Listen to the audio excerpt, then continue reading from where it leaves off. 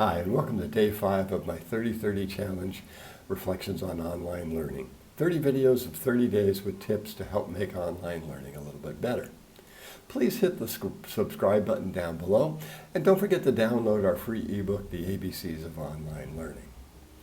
Now, there's a tendency to think that online learning really limited what it was we can teach. But if we take a look at the 1994 National Music Standards, you'll see that we can do almost everything on that page.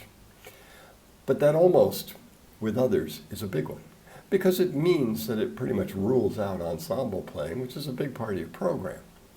But it also points to something just as important. If you think back, I'm sure you'll agree that beyond the social aspects of band and choir, you also learned a lot from your peers.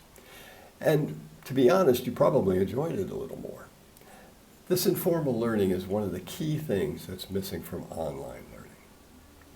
Now, I've always tried to build informal learning into my classes. They work in teams on collaborative projects, and I never tell them to do your own work, and I encourage them to work with pretty much anybody they'd like to work with. On campus, that works pretty well.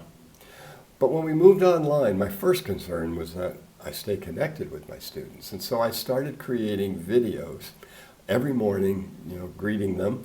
And then we divided the class into small groups, and I created the Discord group. And that worked pretty well. But as the class progressed, what I found was that their connection to each other might be even more important.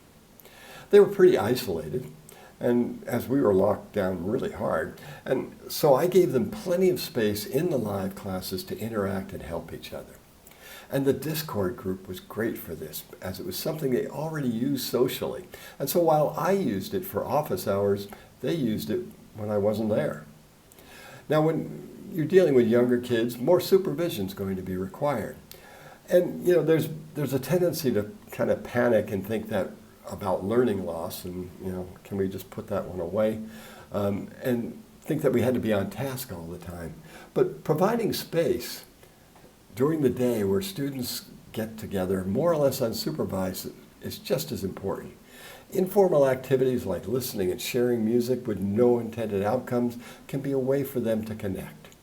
Anything that helps them stay connected is going to make a difference. Now, if you'd like to learn more about informal learning, check out Lucy Green's books, and also look into Musical Futures, a UK-based music ed program. The links are down below. Thanks again for joining me, and don't forget to subscribe and download our free ebook, and I hope to see you tomorrow.